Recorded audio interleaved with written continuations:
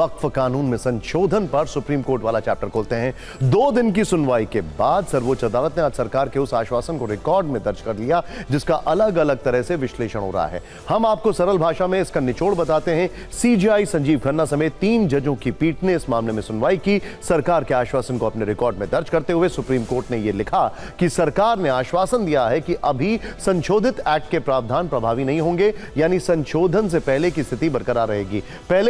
पहले से घोषित वक्फ की स्थिति में कोई बदलाव नहीं किया जाएगा। अगली सुनवाई यानी 5 मई तक संशोधित कानून के तहत कोई नियुक्ति या बोर्ड का गठन नहीं होगा। वक्फ बाय यूजर में बदलाव नहीं किया जाएगा। सुप्रीम कोर्ट ने कहा कि हम एक्ट पर रोक नहीं लगा रहे हैं। केंद्र सरकार 7 दिनों में जवाब दाखिल करे, उसके बाद अगले 5 दिनों के भीतर याचिकाकर्ता सरकारी पक्ष पर अपना जवाब दाखिल करेंगे।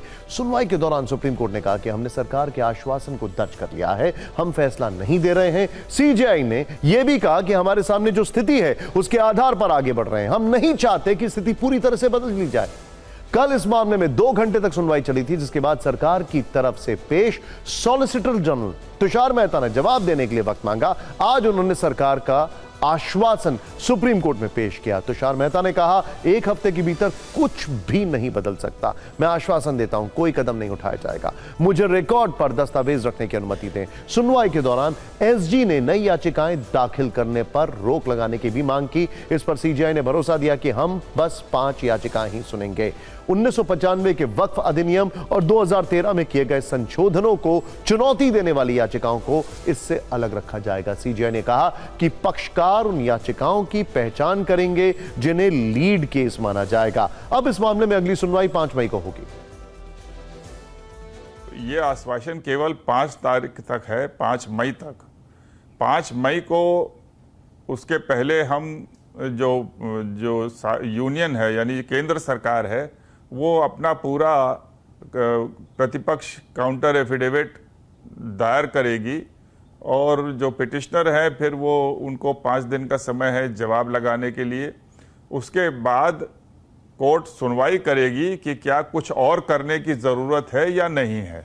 मेरी समझ से मुस्लिम लोगों के जो संवैधानिक अधिकार हैं मूल रूप से अनुच्छेद 25 और 26 के तहत या अनुच्छेद 14 के तहत उस पर कोई कुप्रभाव नहीं पड़ता है। ये बड़ा ऐतिहासिक कानून बना है और इसका बहुत ही दुरुपयोग हो रहा था। सुप्रीम कोर्ट में सुनवाई के बाद मुस्लिम संगठन अब अदालत की ओर उम्मीद से देख रहा है तो नेता इसे राजनीतिक चश्मे से देख रहे हैं।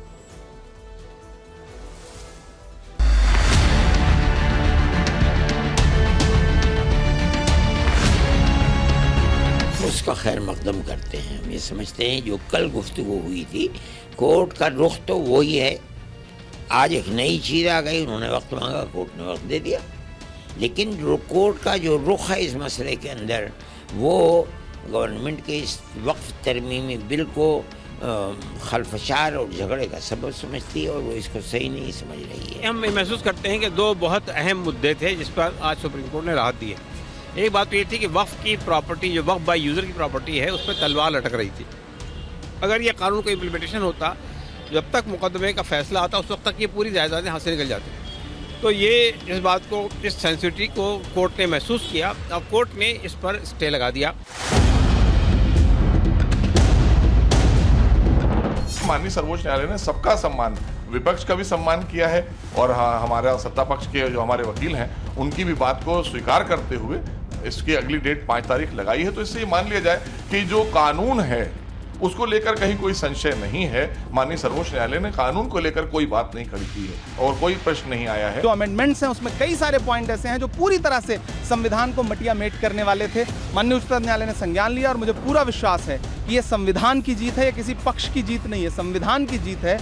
और आने वाले दिनों में जब फिर से सुनवाई होगी तो माननीय उच्चतम न्यायालय और मजबूती से इसमें रिलीफ देगा और सरकार की जमीन हड़पने की जो साजिश है उस साजिश को माननीय उच्चतम न्यायालय रोकेगा, मुझे पूरा विश्वास है। इस बीच आज उपराष्ट्रपति जगदीप धनखड़ का एक बयान सुर्खियों में है। उन्होंने सुप्रीम कोर्ट की उस सलाह पर आपत्ति जताई जिसमें राष्ट्रपति और राज्यपालों को बिलों को मंजूरी देने की समय सीमा जो है वो तय की गई थी। धनखड़ का कहना है कि अदालतें राष्ट्रपति को आदेश नहीं दे सकती, उन्होंने कहा कि संविधान के अनुच्छेद 142 के तहत कोर्ट को मिला विशेषाधिकार लोकतांत्रिक शक्तियों के खिलाफ न्यूक्लियर मिसाइल बन गया है। आपको याद दिला दें कि सुप्रीम कोर्ट ने 8 अप्रैल को गवर्नर के अधिकार की जो सीमा है वो तय कर दी। We cannot have situation where you direct President of India, and on what basis?